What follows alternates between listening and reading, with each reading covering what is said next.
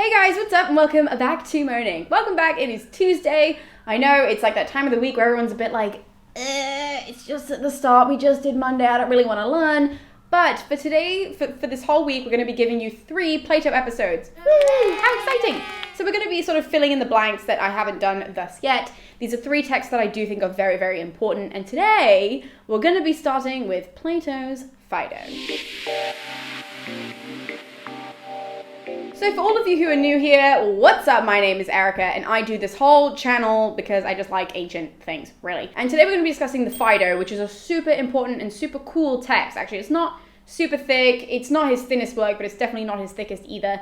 It is not as complicated as ones we have discussed or ones we will be discussing. Timaeus is much more complicated than this in my opinion. And this text is actually about sort of Socrates' moments before his death, but not his moments right before his death. This is Socrates when he's still in his cell and 2 of his friends go to visit him. Now how the text is structured is that Phaedo is talking to his friend and his friend is like, can you recount the time in Socrates' cell when 2 of his friends come to visit him? And Phaedo says, okay. And so he says this whole conversation between the 3 of them.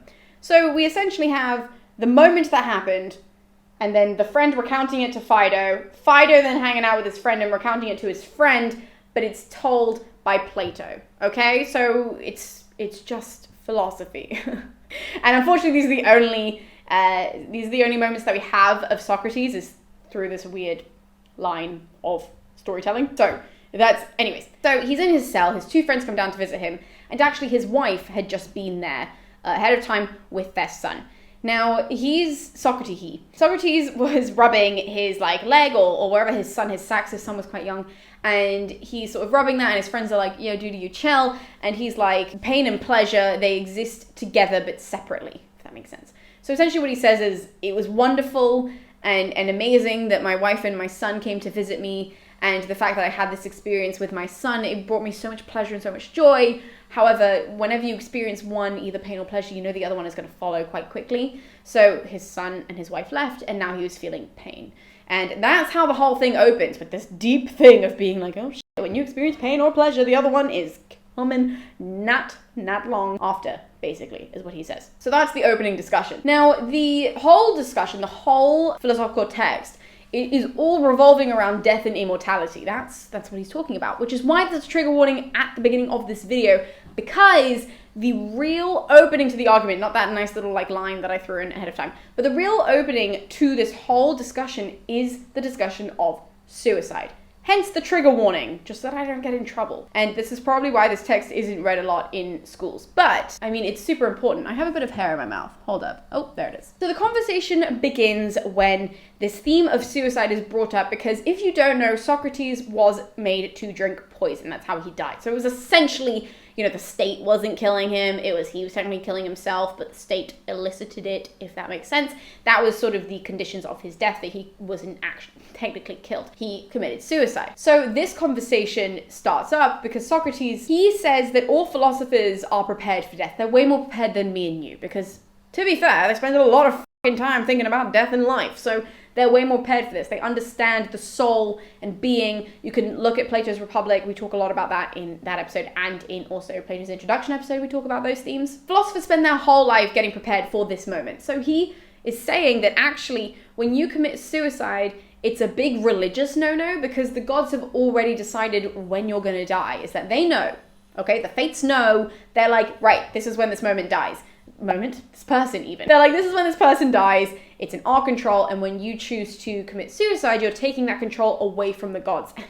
They don't like that. So your soul is probably going to be punished for it, because they're like, you had more things to do, and you just decided to die. That's not actually what we had planned for you. So not very happy about that. That's the opening argument. And Socrates says in this that the moment of dying for a person, for me and you, the moment of dying is when a soul gets separated from the physical body. So when my soul leaves my body, that's when death actually happens, regardless of whether you commit suicide or not. And that's how then your soul ends up being punished, because he says that your soul then lives on. Your soul is immortal, it then lives on. The gods meet it and they're like, fuck you, that is not what we wanted to happen. And that is how death works in the physical world. Our soul leaves body is left for dead, buried in the ground, whatever, cremated, all that kind of bullshit. and the soul exists elsewhere. So because philosophers spend their time getting prepared for death, Socrates actually, okay, he's not like hype about it. He's not like, woo, I'm dying. But he is certainly dealing with it very well, let's say, because he believes, and lots of philosophers, he was really famous for saying this, that he would say the body just distracts you from all the things that you really need. So when you want to figure out truth, when you want to figure out justice, when you want to figure out all these massive questions and what they actually are, love, we discussed that in the symposium like 2 weeks ago, all of those things, when they're put forward, that actually the body is distracting you from figuring those out, because the body is sitting there going, yo, dude, actually I'm really hungry and I could use a cupcake. And so you're like, all right, I'm going to feed you. And then you start thinking again, and it's like, yo, dude, that cupcake actually made me really thirsty. Do you mind giving me some water? And he's like, all right, cool, I'll drink something. And so because of that, you're constantly being distracted, and you can't actually figure out what the truth is and what the justice is, because your body is too busy being like, yo, I'm horny, let's chill out, okay? So because of that, he's actually not too bothered by the fact that he's gonna die, because he's like, my physical body can just get disregarded over there, fantastic, and I'm on to bigger and better things and figuring out what truth is, what the form of justice is, all that kind of shit that really he puts forward in his arguments prior to this moment. He's like, now I can figure it all out. Fantastic. And that's really the difference between me, well, us, ordinary people, he literally says this, the difference between ordinary people and him and philosophers is because we probably wouldn't be seeing death that way. We'd be like, I'm gonna die, and not spend our whole life searching for truth and searching for justice, because like you only have so many years on this planet, why the fuck would you bother? But he does. So he's like, that's the difference between the two of us, is that we're not prepared, and yet he is totally prepared and he's excited for it, essentially. Now his two friends then, they start counter-arguing all of this. Obviously, that's their role in the whole text. His two friends go under these names. I'm just going to be highlighting their name and maybe moving their names around. I haven't decided. But I'll just be highlighting whoever's speaking, just because it's easier. So with his friends, though, one of his friends decides to counter-argue this initially and counter-argue this idea of the soul. So he puts forward the theory that a lot of people actually claim that the soul dies with the body, that when the body is destroyed, that's me destroying the body, that when the body is destroyed, the soul also gets destroyed at the same time. So Socrates, in very Socrates manner, he decides to just go for it, and he's like, right, let's set forward a bunch of premises that are going to argue against this idea that the soul is destroyed at the same time that the body is destroyed. So we have a couple of premises that are put forward by Socrates, and these, by the way, these just get recounted throughout the entire text. So I'm going to be repeating these a bunch of times just so that you guys can remember them, but it's essentially the same thing in different ways. So Socrates says that in order for the world to function, that there are consisting opposites, that in order for anything to exist, there has to be opposites. Cold, hot, right? They need each other in order to exist. Big, small, right? That's how this whole thing works. Now, attached onto those opposites, there must be a process. So attached onto cold, there must be, let's do big and small, it's easier. So attached onto big, there must be increase, right? So those are the things that are attached onto it. And along with things that are cold, there's a decrease. But because opposites exist, it means that things don't just get continuously smaller, because there's an increase pushing up against the decrease. Right? See how this is easier than hot and cold? So because of that, and the same applies to big, things don't get infinitely bigger because there's a pressure on the increase of decrease, which means that everything stays the same, essentially. Okay? So Socrates then says, okay, that works, and we all agree with that, right? Cool. But we have to apply everything onto that scale, so we can apply life and death onto that scale. Now, that means that then, with there being life, there must also be death, okay? And there must be processes attached onto those. Dying and becoming, that's a better one. So, with life there's becoming, and with death there's dying. So those things must constantly exist in order for the world to remain the way that it is. And therefore, what must die must also then come back to life, essentially. It's essentially what he says. Like he says, when things die, things also are becoming at the same time. So what dies then becomes at the same time. Whoop. Cool, great, opposites exist. And because it works for big and small, he's like, everything else must work on the scale. And so the two friends are a bit like, right. And unfortunately, the friends are a bit like, yeah, okay, immortality is kind of supported by this, and I do see that point. And that's because learning is actually recollecting, because there's this whole idea of the world of the forms, which I've discussed before. And the whole idea of the world of the forms suggests that I'm not learning. You're not learning currently. Right? Every time you see something, right? If you learn what a microphone is, you're not actually learning. You're just recollecting the form. And so you're like, I know what this microphone is because I have seen it before as a form somewhere else in a different world. But how does that happen? That's because the soul existed before the body. So Socrates says that knowledge doesn't come from sense perception. Knowledge comes from the world of the forms, and that's because the soul existed prior to the body. It doesn't come from this. I'm not learning like this. You're not learning about your computer that you're looking at or your phone that you're looking at. You're actually, it's a combination of a lot of simple forms in order to make a complex form, right? That's essentially what we're doing, is that we're just recollecting. And that's the existence, that's how they claim the existence of the forms, and the fact that the soul is immortal because it existed before, because it must have existed before. It must have existed in the world of the forms in order to get this now. Now, even though two of them agree, two of the dudes are like, yeah, okay, that's chill. One of them obviously is still going to argue with him. So Socrates has to say the same argument basically again in different ways in order to convince this guy, yes, the soul is immortal. So he just words the exact same thing that I've already said in a different way. So this time he goes into detail about the fact that there are two worlds, okay? We start with that premise. This world, and maybe this might help you understand as well. So this world of the senses. Senses, okay? I can touch things, I can see things, I can hear things, I can speak, all of this kind of jazz. It's very sensory, okay? World of the senses and world of the forms, which is somewhere over there. Who the fuck knows? They never tell you where it is, but it's not here, okay? It doesn't exist here. It's somewhere else, and your soul has been there. So the body exists in the world of the senses, right? Here's my body, here's my fist, here's my hands. You can just, look down at yourself, okay? It exists in the world of the senses. World of the senses, because we can see it. Well, there it is. Cool. So your body exists here, but your soul primarily and firstly existed in the world of the forms. And so therefore, when you die, it's going to go back to the world of the forms, because that's really where it's home. It's just really taking a holiday down here in the world of the senses. It's like, yeah, that looks like fun. Let's just go down and see what the fuck that is. That's essentially what it's doing. But, I mean, there is also the issue of, like, if your soul is polluted by your body, then you can't go back. Then your soul can't go back to the world of the forms. It's this whole thing that is like reincarnation, how your soul is going to keep popping up in different bodies unless it like repents, essentially, for all of the sins that have happened, blah, blah, whatever. That's a whole other argument. I'm not going to get into that. But essentially what he's saying is that your soul can go back to the world of the forms. It started there, it comes down here for a holiday, and then it can go the fuck back. However, everybody was on board kind of for the soul existing before the body.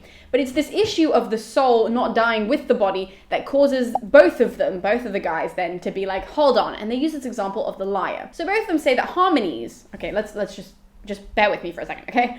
Harmonies exist before we hear them, right? So there is a harmony that exists, whether it's on paper or what it happens to be. There is a harmony that exists. When a lyre produces the harmony, it therefore, right, it's kind of like the soul sort of existing beforehand and then coming into being, right? So now the harmony comes into being. We hear it. But the question of the harmony existing without the lyre, when the lyre is destroyed, when it stops playing it, does that harmony still exist? And they argue, no. And Socrates obviously was like, well, fuck yeah, it still does. Even though they're like, but the lyre isn't there. We can't hear it again. The lyre does not exist. Does that harmony still exist, even though it existed before, in the mind, whatever, on paper, and then the lyre is f***ing gone. So if the body is gone, in the same sense that the lyre is just gone, how can the soul still exist, if it essentially needs something else in order to prove that it exists? Now this continues for a long time, okay? The argument presented in different ways, just the same argument that I've just been saying this entire time, this goes back and forth for a while. So I could be here all day just telling you one way and then the other way and then one way and then the other way. We're just going to fast forward to the closing arguments. It's just much easier. I won't be here all day. So closing arguments, let's just get into those. Now everyone at this point agrees that the soul is immortal, okay? All three guys are like, yeah, the soul is immortal. That's fine. And Socrates wants to solidify the belief that the soul is mortal right before he dies. He's just like, okay, here's sort of like my last little last little series of premises that I'm going to put forward to convince these guys that the soul is still immortal and will still be around. My soul will still be around even after my body has died. So he starts by saying that nothing can become its opposite while still being itself, okay? If we go back to the example of big and small, will that work? Yeah, let's do hot and cold instead. So it's easier for this one. So if we look at hot and cold, for example, hot cannot be cold whilst it's hot, right? I think we can all agree on that cold cannot become hot if it's still cold. That if something is something, it cannot become something else while still being its opposite. Okay? That's the first premise. Now the second premise we've got to slot slot the soul into this in order for his argument to work. So the second premise is that the soul is something that brings life, okay? The soul is something that brings life. So the soul can therefore not be the opposite of life, therefore it can't be death, whilst bringing life, okay? The soul's role is to bring life. So how can it be bringing life and also dead at the same time? That doesn't work based on this, if we go back to the simpler idea of cold and hot. Cold cannot be hot if it's still cold. The soul cannot be dead if it's the soul, based on the definition that Socrates puts forward of the soul. Okay?